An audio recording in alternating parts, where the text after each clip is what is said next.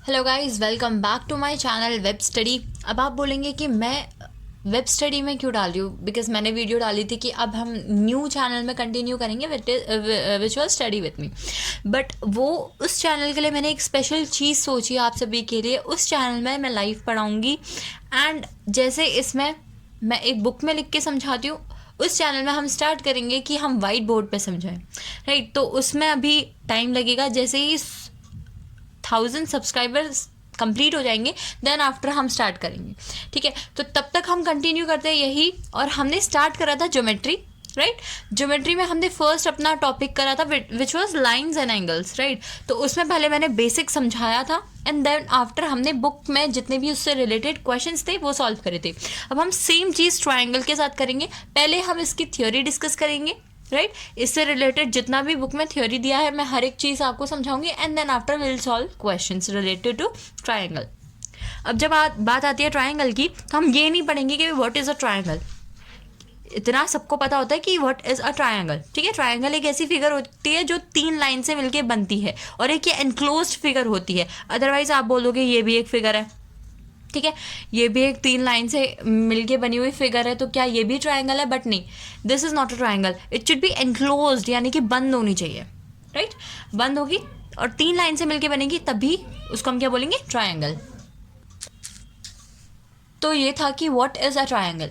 अब बात करते हैं कि टाइप्स ऑफ ट्राइंगल्स। राइट, अब जानते हैं कि ट्राइंगल के कितने तरीके होते हैं। बेसिकली ट्राइंगल को 3 डिफरेंट कैटेगरीज में डिवाइड किया गया है। फर्स्ट है आपका इक्विलेटरल। इतना सबको पता है, बट स्टिल हम एक बार क्या कर लेते हैं, एक बार उसको रिवाइज कर लेते हैं। Equilateral triangle. इक्विलेटरल ट्राइंगल क्या होता है? जिसकी तीनों साइड्स क्या हो? इक्वल हो। और इस ट्राइंगल के हमें एंगल्स भी पता होते हैं। क्या होता है वो? 60 होता है। ठीक है, इस ट्राइंगल का हमें एंगल भी पता होता है। तीनों साइड्स इक्वल है तो तीनों साइड्स एंगल्स भी सेम होंगे। और सम हमेशा 180 होता है ट्राइंगल का। तो अगर उसको 3 में डिवाइड करेंगे तो ऑब्वियस सी बात है, एक का क्या मेजरमेंट होगा? 60 होगा। क्लियर? तो यहाँ पर कोई कंफ्यूजन वाली बात नहीं है, बिकॉज ये कोई नई चीज़ नहीं है। इक्विलेटरल ट्राइंगल मतलब सारे साइड्स इक्वल एंड सारे एंगल्स भी इक्वल। क्लियर? नेक्स्ट आता है स्केलिन ट्राइंगल। स्केलिन ट्राइंगल में क्या होता है? सारी साइड्स डिफरेंट होती हैं। ठीक है, कोई भी सेम नहीं होते। और सिमिलरली सारे एंगल्स भी डिफरेंट होते हैं। राइट, सारी साइड्स भी डिफरेंट और सारे एंगल्स के मेजरमेंट भी डिफरेंट। वो होता है हमारा क्या? Scalene triangle. राइट, यहाँ पर और कोई चीज़ नहीं थी बताने वाली। नेक्स्ट आता है हमारा आइसोसेलेस ट्राइंगल। आइसोसेलेस ट्राइंगल वो ट्राइंगल होता है जिसके 2 लाइंस या दो लाइंस सेम होती हैं, 2 साइड्स सेम होती हैं और तीसरी अलग होती है। ठीक है, कोई भी ऐसा ट्राइंगल जिसके 2 साइड सेम हो और तीसरी अलग हो, that is known as isosceles triangle. Clear है ये चीज़?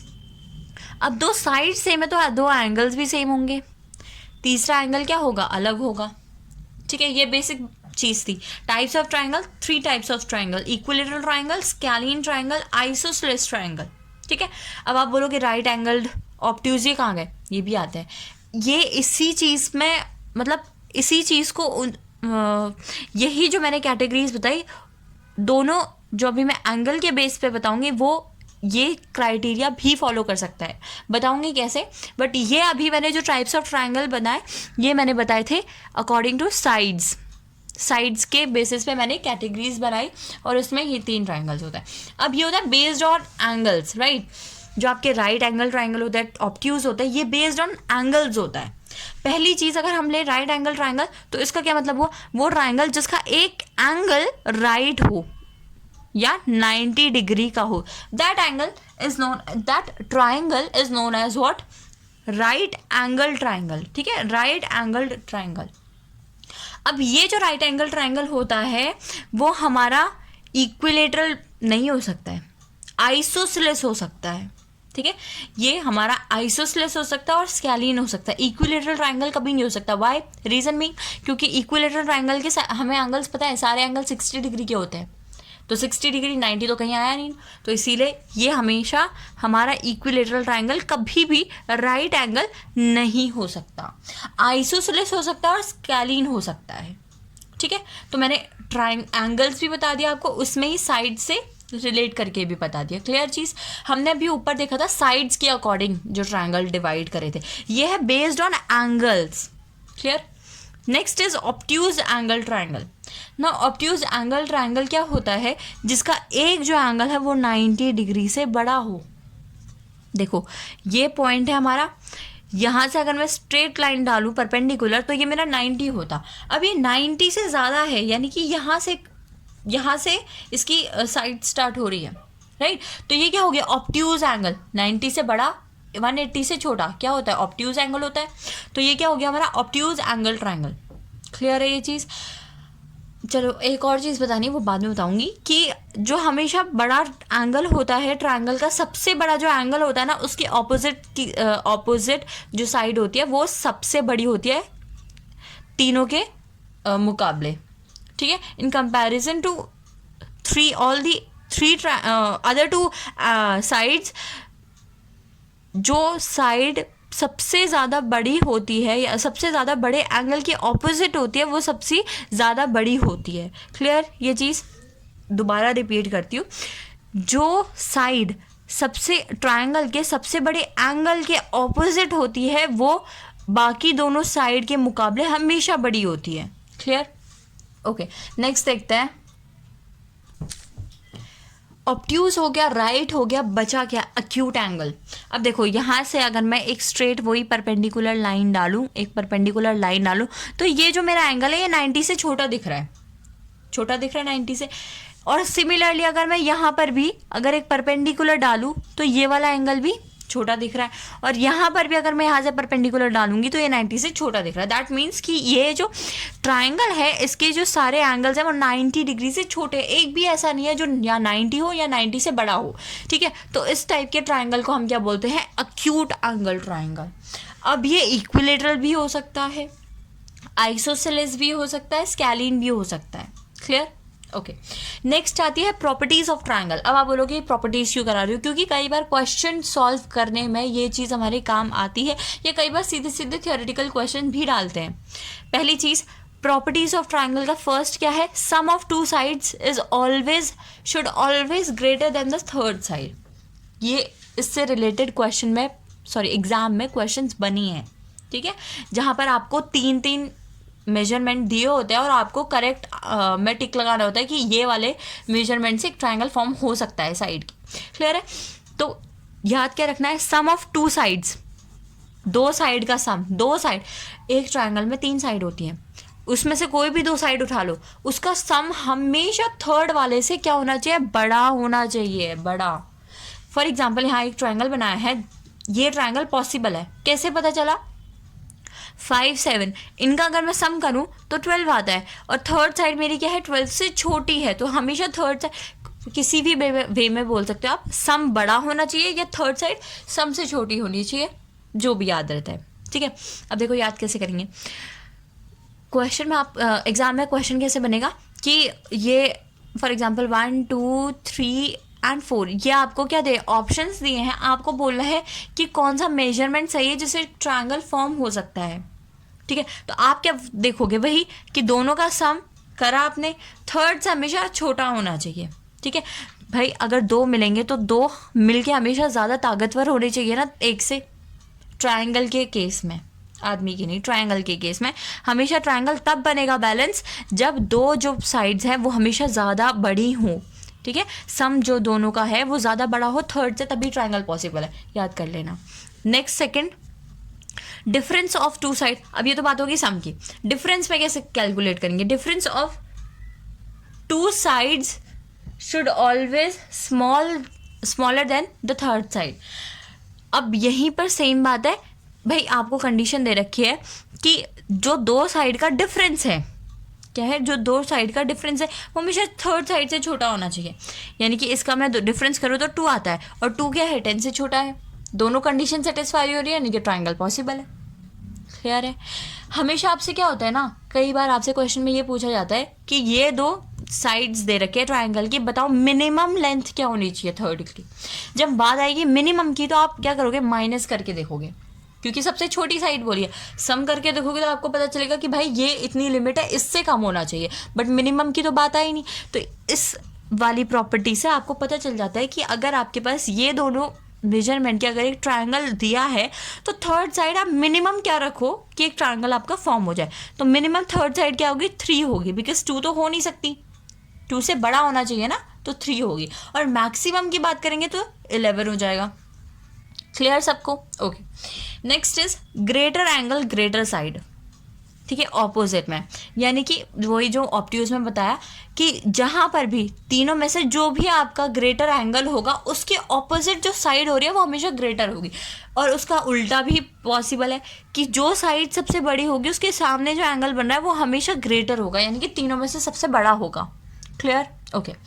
फोर्थ इज, अब आपको यहाँ कंडीशन दिया है, देखो कई बार ना बच्चे ये दोनों कंडीशन और इसमें कंफ्यूज हो जाते हैं।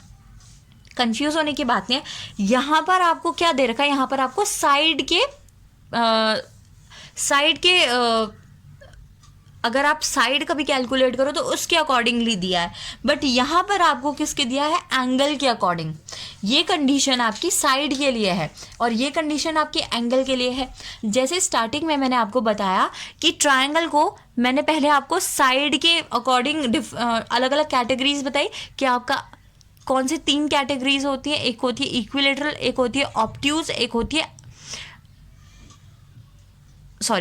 है आपकी इक्विलेटरल, एक होती है आपकी आइसोसेलेस और एक होती है स्केलिन।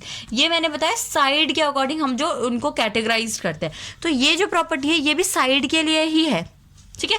अब दूसरा जब मैंने आपको बताया था, दूसरा मैंने बताया था एंगल के बेसिस पे। क्या क्या बताए थे, राइट बताए थे, आइसोसेलेस और राइट बताए थे, आइसोसेलेस क्यों लिख रहे हैं दोनों, राइट बताए थे, ऑब्ट्यूज बताए थे और अक्यूट बताए थे, ठीक है। तो ये ट्रायंगल के बेसिस पे बनाया था। तो ये भी आपकी क्या है, ये कंडीशन जो है वो भी एंगल के बेसिस पे आपको डिफरेंशिएट करके बताएगी। क्लियर ये चीज़? ओके। तो कंडीशन है क्या, कंडीशन देख लेते हैं एक बार। कंडीशन क्या है कि r², यहाँ पर मैंने लिखा है कि r क्या है, हमारी सबसे बड़ी वाली साइड है, राइट, और P और Q हमारी बाकी 2 साइड्स है, ठीक है। तो कंडीशन क्या है कि जो सबसे बड़ी वाली साइड है उसका square should, if the square of the longest side is smaller than the sum of square of other 2 sides, then the triangle will known as acute angled. Clear? मतलब क्या कि जो ट्रायंगल का सबसे बड़ी वाली जो साइड है उसका जो स्क्वायर है अगर वो छोटा है किससे, बाकी दोनों साइड के स्क्वायर के सम से, then that triangle will known as acute angled triangle. Clear? अगर इक्वल है तो पता है that it is a right angle triangle, अगर बड़ा है तो it is obtused angle triangle. Clear? अगर सबसे बड़ी वाली साइड का स्क्वायर बाकी की दोनों साइड के स्क्वायर के सम से छोटा है तो वो अक्यूट है, इक्वल है तो राइट है, और बड़ा है तो ऑब्ट्यूज है। क्लियर भाई? अगर सबसे बड़ी वाली साइड ही दोनों के सम से छोटी है मतलब ट्रायंगल छोटा है, अक्यूट है। अगर बड़ी वाली साइड का स्क्वायर भी बाकी दोनों साइड के स्क्वायर से बड़ा है, यानी कि वो साइड इतनी बड़ी है कि वो हमारा ट्रायंगल क्या बन गया, ऑब्ट्यूज बन गया। और इक्वल में तो हमें पता ही है राइट है। ओके, सो नेक्स्ट और लास्ट प्रॉपर्टी ऑफ ट्रायंगल क्या है, एक्सटीरियर एंगल। ये मैंने आपको जब लाइंस एंड एंगल्स के क्वेश्चन कराए थे प्रीवियस वीडियो में, तो वहाँ पर भी मैंने ये बता दिया था आपको, यहाँ अच्छे से बता देती हूँ। एक्सटीरियर एंगल क्या, exterior angle of a triangle, ठीक है, ऑफ अ ट्रायंगल कब इक्वल होता, किसके इक्वल होता है, sum of interior but not adjacent to it. But not adjacent to it मतलब जो इस एक्सटीरियर एंगल की जो एडजेसेंट साइड है ना, इंटीरियर एंगल का जो एक्सटीरियर एंगल के जो एडजेसेंट इंटीरियर एंगल है उसको छोड़ के बाकी ये जो दोनों इंटीरियर है उनका सम। अब मैं बता देती हूँ अगर आपको ऐसे समझ नहीं आया। सपोज करो दिस इज अ ट्रायंगल, ठीक है, और ये एक्सटीरियर एंगल है, ये एक्सटीरियर एंगल है। तो मैं क्या कहना चाहती हूँ, ये वाला जो एंगल है ना किसके इक्वल होगा, एडजेसेंट एंगल को छोड़ के बाकी के दोनों इंटीरियर एंगल के सम के, किसके, सम के। क्लियर हुआ? Exterior angle of a triangle is equal to the is equal to the sum of interior angle but not that adjacent angle. Clear सबको? Okay, next is important points. सारी वही चीज़ cover करा रही हूँ जो बुक में दी है। अगर किसी के पास बुक नहीं है तो उनको चिंता करने की कोई ज़रूरत नहीं, बिकॉज इसके अलावा और कुछ नहीं दिया है बुक में। ओके, इम्पॉर्टेंट पॉइंट्स क्या क्या है? Internal bisector of an angle, ठीक है, of a triangle divides opposite side internally in the ratio of the side containing angle. अब इसका क्या मतलब है समझाती हूँ। ये हमारा एक ट्राइंगल है ए बी सी, अगर एक लाइन में डाल रही हूँ, ठीक है, बेस पे बी सी, और वो कुछ इस टाइप से है कि ये जो एंगल है ना, ये जो एंगल है ए, इसको इक्वली बाइसेक्ट करती है, ठीक है, बाइसेक्ट करती है।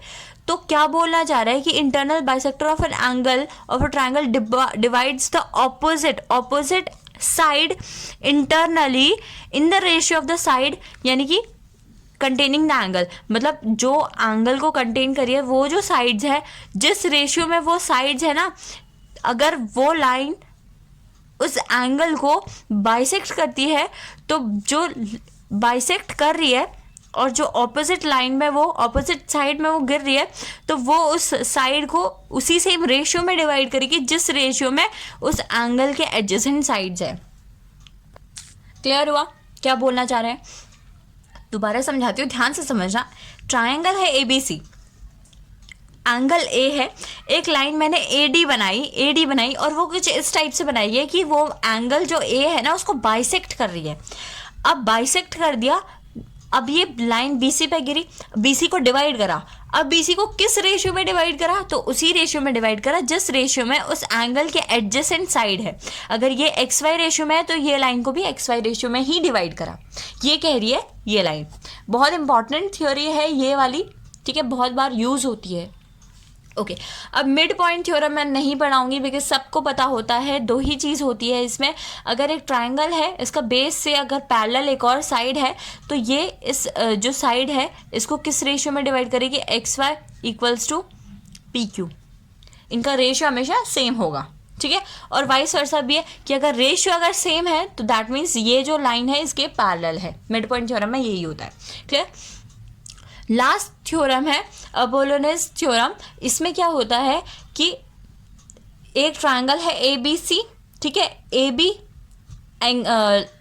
BC को बाइसेक्ट कर रहा है इक्वल रेशियो में, क्लियर। तो क्या कंडीशन दी होती है अगर ऐसा है, ठीक है, ऐसा है तो ये वाली थ्योरम दी है कि AB का स्क्वायर प्लस BC का square is equal to 2 bracket में AD का स्क्वायर BD का स्क्वायर, ठीक है। कब ये थ्योरम कब लगेगी? जब आपके पास एक ऐसा ट्राइंगल हो जिसका जो लाइन डाली है वो क्या करे? बाइसेक्ट करे किसको? BC को, clear. Next, most important terms of this topic. बहुत ये आजकल ज्योमेट्री से ज़्यादातर यही पूछे जा रहे हैं, तो पहला इसको हम अच्छे से पढ़ेंगे। पहला क्या है? ऑर्थो सेंटर है। ऑर्थो सेंटर क्या होता है? एक पर्टिकुलर पॉइंट से, ट्राइंगल के एक पर्टिकुलर पॉइंट से अगर हम परपेंडिकुलर डालते हैं, राइट, परपेंडिकुलर डालते हैं, ठीक है, तो ऐसे ही अगर आप तीनों साइड से क्या डालोगे, अगर ऐसे ही परपेंडिकुलर डालोगे तो एक पॉइंट पर वो तीनों आके मिलेंगे और उस पॉइंट को हम बोलते हैं ऑर्थो सेंटर, क्लियर है।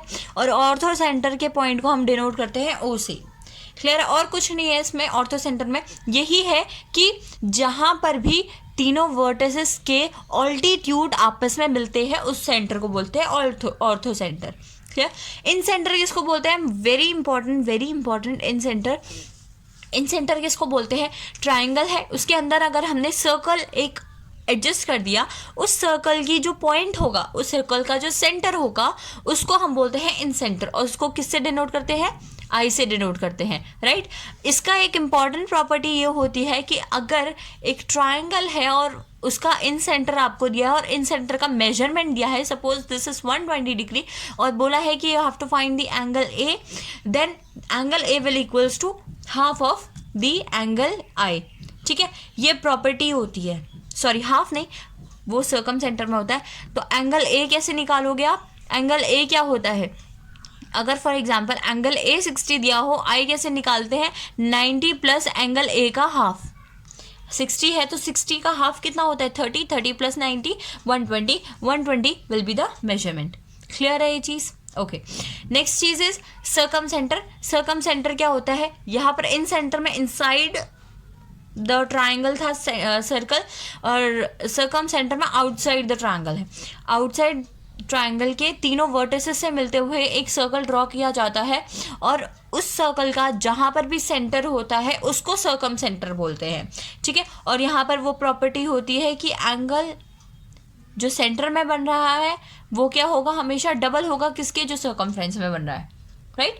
Last is your centroid. Centroid क्या होता है, सेंट्रॉइड वो होता है जहाँ पर तीनों पॉइंट्स यानी कि तीनों वर्टिसेस ऑफ अ ट्राइंगल के मिड जो भी मीडियन है वो जहाँ पर मिलती है उसको क्या बोलते हैं, सेंट्रॉइड बोलते हैं। सेंट्रॉइड की प्रॉपर्टी होती है कि बीजी यानी कि ये क्या होता है, ये सेंट्रॉइड उस मीडियन को किस रेशियो में डिवाइड करता है, 2:1 के रेशियो में डिवाइड करता है। राइट, क्लियर है? तो ये हो गया आपके important terms related to triangle. अब नेक्स्ट वीडियो में हम स्टार्ट करेंगे क्वेश्चन रिलेटेड टू ट्राइंगल, और जिसने अगर प्रीवियस वीडियो नहीं दी है जिसमें मैंने लाइंस एंड एंगल्स के क्वेश्चंस कराए थे तो वो जाके ज़रूर देखना, देन आफ्टर आप ट्राइंगल के क्वेश्चंस करना। राइट, तो thank you so much guys for this video, for watching this video. For more such videos, please do like, share and subscribe my channel.